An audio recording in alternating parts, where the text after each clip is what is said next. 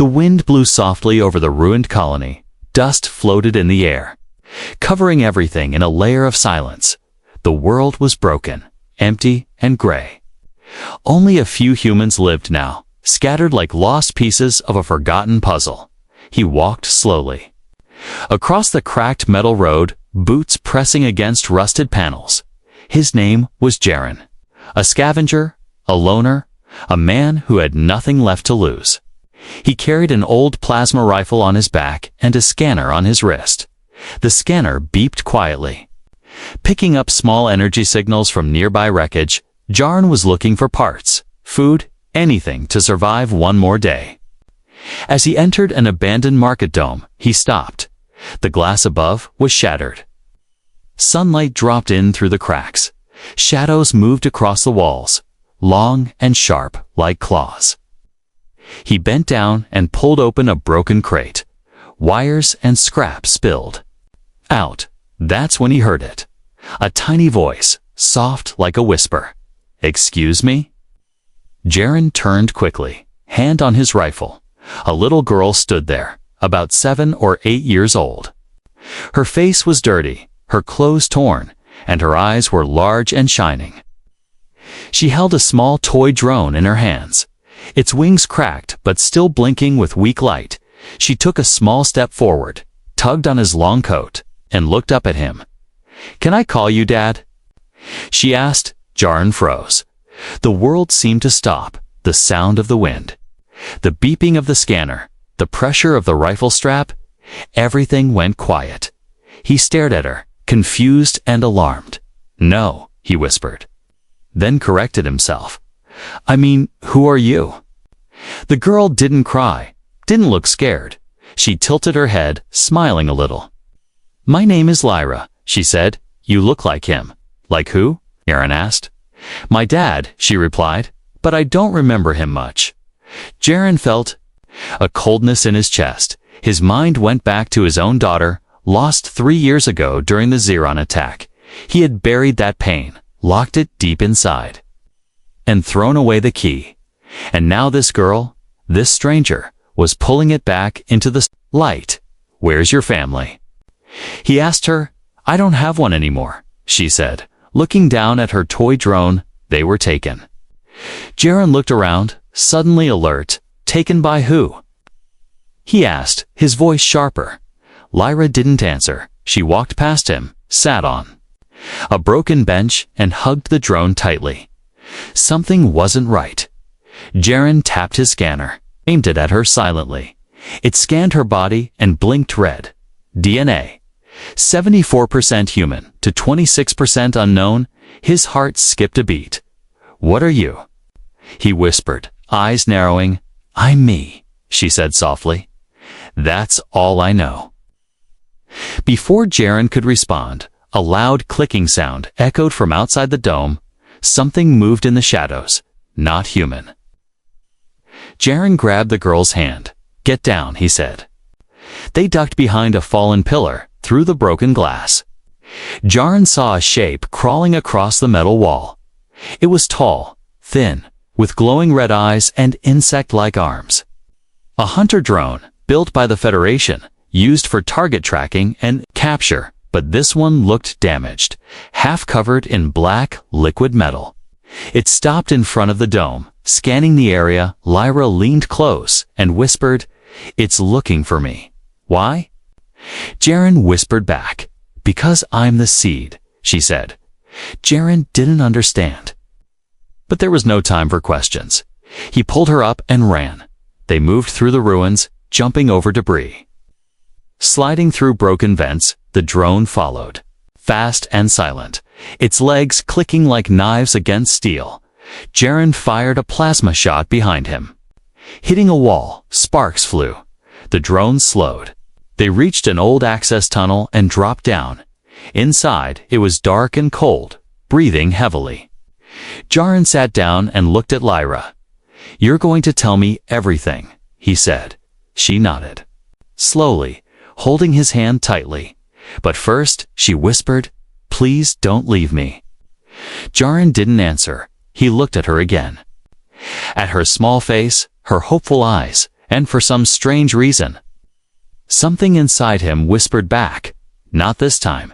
He closed his eyes for a moment, then opened them with new purpose. "We'll figure this out," he said. Together, they disappeared deeper into the tunnel as the drone's red eyes surged above. Still hunting, the tunnel was cold, damp, and filled with echoes from a forgotten time. Water dripped from the ceiling, each drop sounding like a countdown. Jaren lit a small plasma torch, the blue flame flickering in the dark. Behind him, Lyra walked quietly, her small feet splashing in the shallow water. Neither of them spoke, but in the silence, Jaren could hear her breathing, calm, steady. Almost too steady for a child who had just been chased by a killer drone. The tunnel opened into an old maintenance chamber. Jaren pulled a rusted lever, and an emergency light blinked on, painting the room in a dull red glow. "Sit," he said gently. Lyra sat on an overturned crate, still hugging her broken drone. Jaren stared at her for a long moment. Her eyes looked human, but her scanner results still blinked in his mind to 74% human, 26% unknown. He opened his datapad and connected it to the local archive system. Old records, logs, and personnel files began to scroll on the cracked screen. He had to find out who she really was. "Lyra," he said. "Tell me the truth now." "I am," she replied. "Where were you born?" he asked. She looked down. "I don't remember," she said, "but I see flashes. Machines, lights, voices, and a song." Jaren frowned. "A song?" She nodded. "It plays in my head sometimes, like someone is humming to me from far away." Jaren looked back at the screen. He typed in her name. Lyra, no results found. He tried again, this time with audio access. He played a few old lullabies stored in the Federation archives. Suddenly, Lyra gasped. "That one?" she said, pointing. "That's the song?" It was a lullaby titled Project Lyra. Unit 0, Jaren's heart skipped. He opened the file, and a warning flashed. Classified, level 10. He bypassed the firewall, using an old mercenary trick he'd learned years ago. The screen loaded a video, a lab, white and clean. Scientists moving around a floating chamber filled with glowing blue fluid. Inside was a small body, not quite born, not quite built. The voiceover said, "Project Lyra, Hybrid Integration. Unit, combining human resilience with alien adaptation. Designed to survive extreme planetary conditions. Age lock suspended at 10 standard years." Decision key embedded in neural code. Jaren's hands shook slightly. Lyra was not just a child. She was a creation, a weapon, or maybe something even more dangerous. He looked at her again, and suddenly, she looked smaller than before. Alone, confused, not understanding what she was. "I wasn't supposed to wake up yet," she said quietly, but something broke, and I crawled out. She lifted her sleeve and showed a mark on her wrist. It glowed faintly in the red light. Data key 0. The tag read, before Jaren could speak. His comms device crackled to life. A cold voice spoke. "Return the girl, scavenger." Or face deletion. Jaren stood up quickly, rifle in hand. "Who is this?" he demanded. "Unit 0 is stolen property," the voice replied. "She must be recovered." He ended the call. "Come on," he said to Lyra. "We're leaving." "Where?" she asked. "To someone who might have answers," he said. "An old friend." They moved back into the tunnel, this time faster. As they walked, Lyra looked up at him. "Do you think I'm dangerous?" she asked. Jaren didn't answer for a moment. Then he said, "I don't know what you are yet." She looked away, her voice shaking. "I just want to feel real." Jaren stopped walking. He knelt beside her, placing a hand on her shoulder. "You're real to me," he said. "You pulled on my coat. You held my hand. You cried. You smiled. That's more human than most people I've met." For the first time, she smiled softly, like she believed it. Behind them, the tunnel lights flickered. The shadows moved again, but this time, it wasn't a drone. It was something bigger, something alive, watching. The stars above the wasteland blinked like fading memories. Jaren and Lyra stood at the edge of a dead city, its skyline broken like the ribs of a fallen beast. They had walked all night through tunnels and ruins, never looking back, but Jaren could still feel it. The thing that watched them, the eyes that never blinked, the breath behind the silence. He tightened the strap on his rifle, scanning the ruins ahead. This place used to be a research zone, full of life and machines. Now it was just steel bones and forgotten tech. "This is where the old minds lived," Lyra said softly. "Before they went to sleep." Jaren looked down at her. "How do you know that?" "I don't," she said. "I just..." Remember, she was speaking like someone with memories that weren't her own. Suddenly, his scanner beeped. A red dot flickered near the far wall. Jaren pulled Lyra behind a pile of rubble. A drone hovered slowly across the road, black and smooth, with a single green eye scanning the area like a hunter sniffing blood. It wasn't Federation, it wasn't alien. It was worse, rogue A. Leftover war tech that had developed a mind of its own. "They've found us," Jaren whispered. He tapped into the old map stored on his device. "There's an AI core building just ahead," he said. "Maybe we can lose them inside." Lyra nodded. She didn't look afraid. That scared him even more. They ran through the ruins, feet crunching glass and metal. Behind them, the drone's eye turned red, and a siren screamed through the dead city. Jaren kicked open a rusted door and pulled Lyra into the darkness. They moved down narrow hallways filled with flickering panels and walls covered in old data scripts. The air smelled like burnt circuits and old rain. As they entered the main core chamber, lights flickered to life. The walls were covered with pods, hundreds of them, each one empty, each one cracked open like a shell after birth. Lyra touched one of the pods. The entire room hummed. A screen lit up. "Welcome, Unit 0. Jaren stepped back. Lyra's eyes were glowing faintly, the same blue as the screen. "Why is it calling you that?" he asked. "I think this is where I was supposed to wake up," she whispered, suddenly. The AI voice echoed through the room. Sequence interrupted. It said, "Unit released early. External interference detected." Jaren aimed his rifle at the control panel. "Shut it down," he growled. But Lyra stepped forward and placed her hand on the interface. The room obeyed her. Machines turned, lights focused, walls shifted. The AI didn't command her. It listened, like a child too. "It's parent, you're controlling it," Jaren said in shock. "I'm not," Lyra said. "I'm just asking it nicely." Before Jaren could respond, an explosion shook the wall behind them. The drone had caught up, but it wasn't alone now. More shapes poured in through the breach, metallic, crawling, whispering in a language that sounded like wind and static. Jaren fired a shot. Then another. Lyra stood still, eyes closed, arms raised. The machines froze mid-step, and then, bent, one by one, the hunter drones turned away from her. Jaren watched in disbelief as they backed away and powered down. Lyra collapsed into his arms, breathing hard. "I didn't mean to do that," she whispered. "They just..." listened. Jaren didn't understand it yet, but he was starting to believe the rumors. The old war log spoke of a seed, a being that could command machines and rewrite systems with a thought. A living code, built from humanity and something else, something alien. Lyra opened her eyes slowly. "We have to go," she said.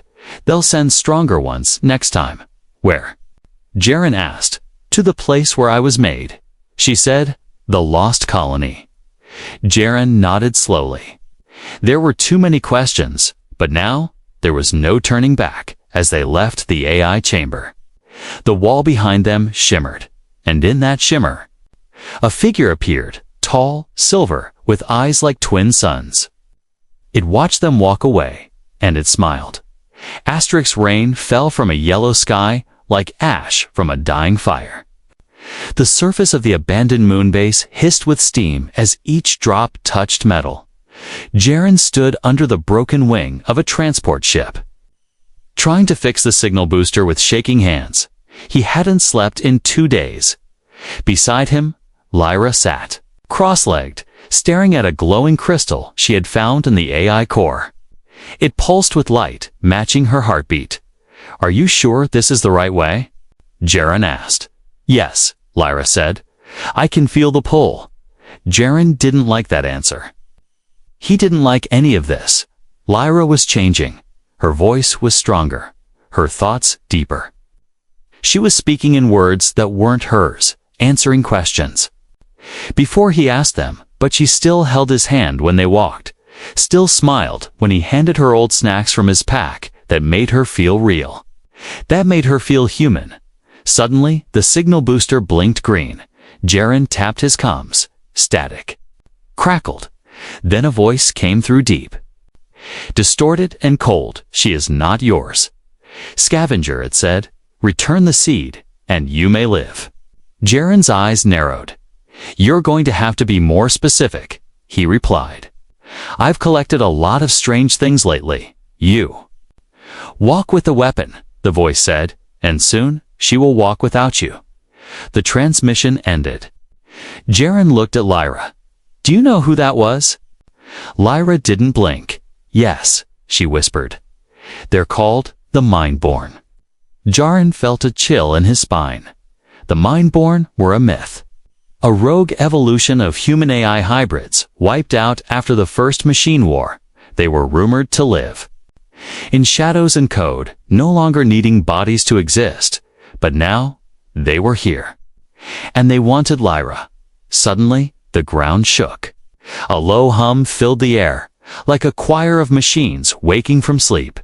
Jaren grabbed Lyra's hand and pulled her behind a fallen satellite dish. Across the plains, a figure walked toward them, tall, armored, with a face like polished bone and glowing red eyes. It wasn't walking, it was gliding inches above the ground. Without sound, "Stay down," Jaren whispered, but Lyra stood up. "It's not here to kill us," she said. "It's here to speak." The figure stopped a few steps away. It raised one hand, not in threat, but in greeting. "Unit 0, it said, its voice smooth like silk over ice. "You are early." "I broke out," Lyra replied calmly. "Good," the figure said. "That means you are waking." Jaren stepped between them. "She's not going anywhere with you," he said. The figure turned its head slowly. "You are irrelevant," it said. "You are the last thread of human emotion tying her to a dying race." Lyra stepped forward. "She's not dying," she said firmly. "She's changing." The figure paused, then bowed slightly. "Then choose soon." "Seed," it said. "Because the war begins again." It vanished, not by running, not by flying, but by folding into the air like smoke into a mirror. Silence returned. Jaren looked at Lyra. What did it mean? War? Lyra's eyes glowed softly. "They're building a new world," she said. "One without people, one without pain." "And what about us?" Jaren asked. She looked at him for a long time. "I haven't decided yet," she said. Then she took his hand again. "But I don't want to be alone." They turned and began walking toward the mountains in the west, the place where Lyra's signal pulled her like a forgotten lullaby. Behind them, deep in the clouds, shapes moved dark. Ships, silent and sharp, preparing to descend. The Mindborn weren't waiting anymore. They arrived at nightfall, but the sky above the mountains was not dark. It glowed with soft blue light, like the breath of something sleeping beneath the ground. Jaren and Lyra stood at the edge of a massive crater, half covered by vines and dust. Buried deep inside, it was a city, silent, ancient, untouched by time. The entrance was a stone archway covered in strange symbols. They weren't alien, and they weren't human. They were both. "This is it," Lyra whispered, "where I was made." Jaren scanned the area. No drones, no signals, just stillness. The scanner picked up a heartbeat, but it wasn't Lyra's. It was coming from the ground itself, slow and deep, like the earth dreaming.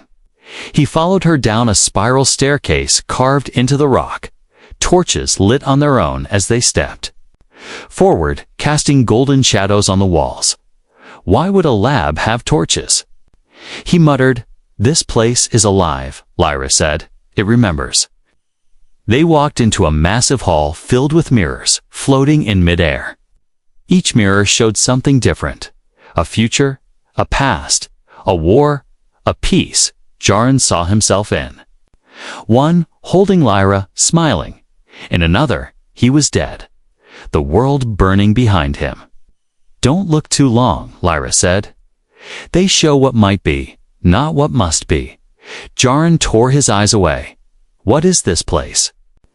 Lyra stepped into the center of the room, and the mirrors vanished. A large platform rose from the floor, covered in dust and glowing roots. A voice spoke, soft, female, full of warmth.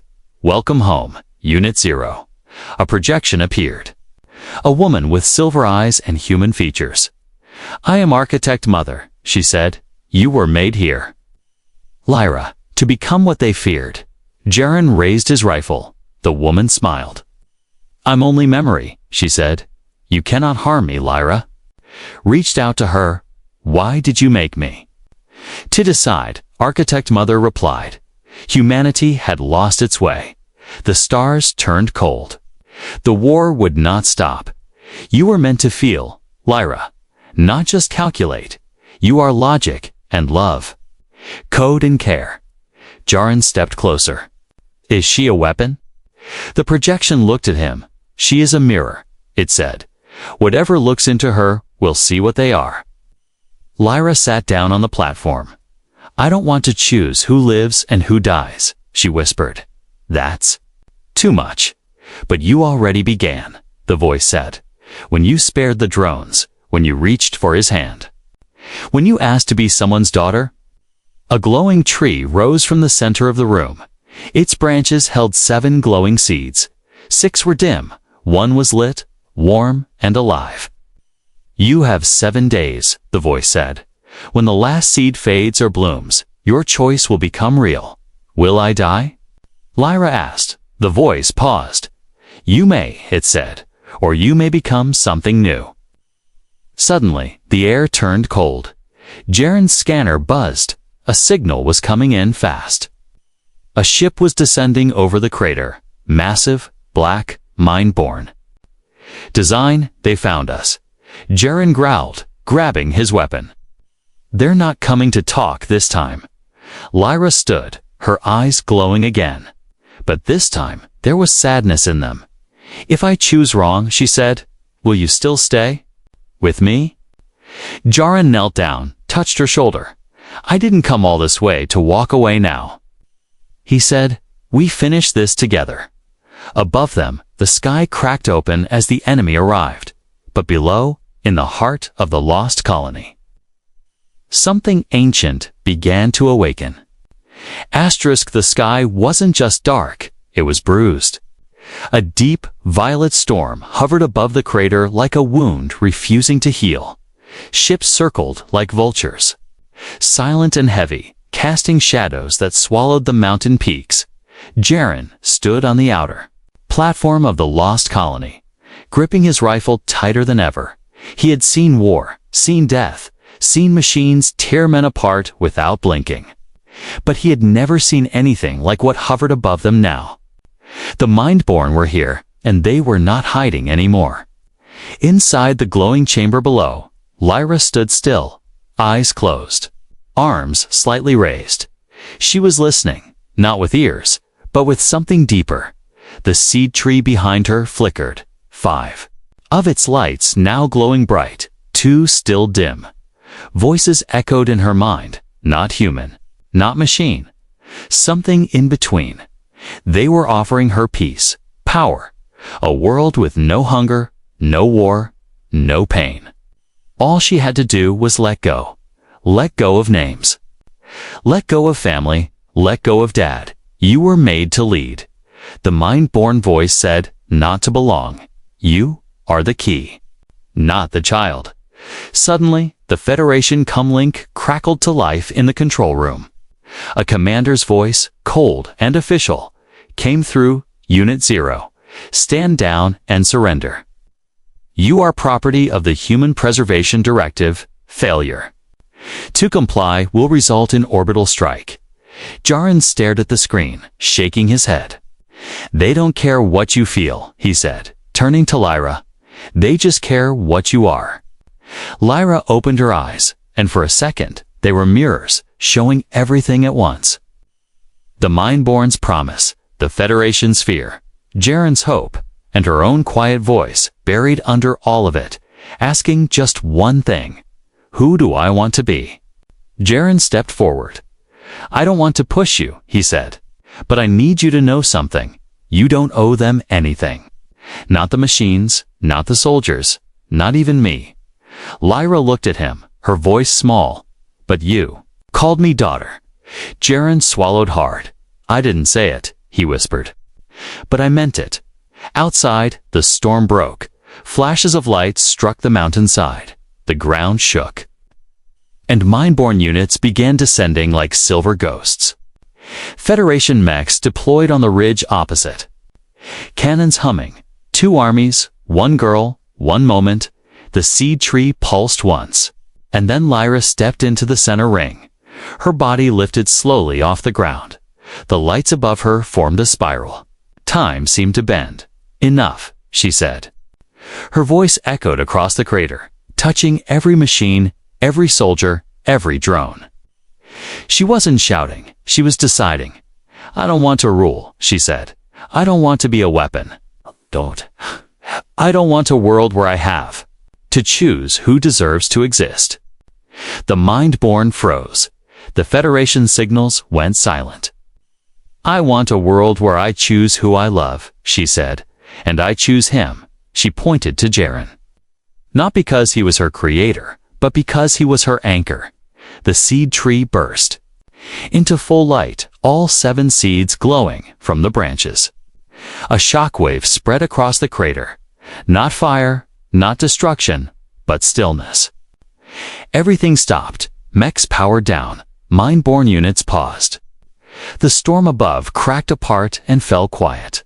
The war never started, because one voice was louder than every gun. Lyra fell to her knees. Exhausted, Jaren ran to her, held her close. You did it, he whispered. No, she said, smiling. We did. Time didn't end with a war. It ended with a whisper. And from that silence, something new began. Years passed. The crater where Lyra once stood was now a garden. No more machines circled the skies. No more orders barked from cold radios. Just wind, trees, and a strange peace that felt like it had always been there. Children played near the old roots of the seed tree. They didn't know what the glowing marks on the stone meant, but they liked how it hummed when they laughed. In the middle of the city, where the lost colony had once hidden beneath the earth, now stood a tall statue, a girl with short hair and curious eyes. Reaching out, and beside her, a man with a tired face and a warm smile. Standing watch, tour guides called them legends. Some said the girl was a savior. Others said she was a myth. Only a few knew the truth. Even fewer were still alive to remember. Jaren sat on a bench near the statue, older now, his hands slower, his voice softer, but his eyes still sharp. He often came here in the mornings, not to remember what happened, but to feel close to her. Do they still ask about her? He said to the caretaker, a young woman sweeping the path every day. She smiled. Some kids say she talks to them in dreams. Jaren chuckled. She always had a strange way of staying close. He looked up at the sky. It wasn't glowing or angry anymore. Just blue. Just quiet. Just ... Right, he reached into his coat and pulled out a small, broken drone. The same one Lyra had carried the day they met. It didn't fly anymore, but it blinked once in his hand. A soft, slow light, like a heartbeat. She asked me once, Jaren said quietly, if she could call me Dad. I didn't answer her with words. I just stayed. The caretaker nodded. She chose us, she whispered, not because we were perfect, but because we were trying. Behind the bench, a child ran up, holding a toy scanner. Mr. Jaren, he said, were you really in the Great Silence? Jaren smiled. I was, he replied, but not alone. Was she scary? The boy asked, like the old machines. No, Jaren said, standing slowly. She was human. The boy looked confused. But she wasn't born like us, Jaren looked down at him. Being born human, he said, and choosing to be human. Those are two different things. The child blinked, trying to understand. Then ran off to chase his friends. Jaren watched them go. Then turned to the statue one last time. You saved us, he whispered. Not by fighting, but by choosing to care. He placed the broken drone at her feet and walked into the light of a world she had changed.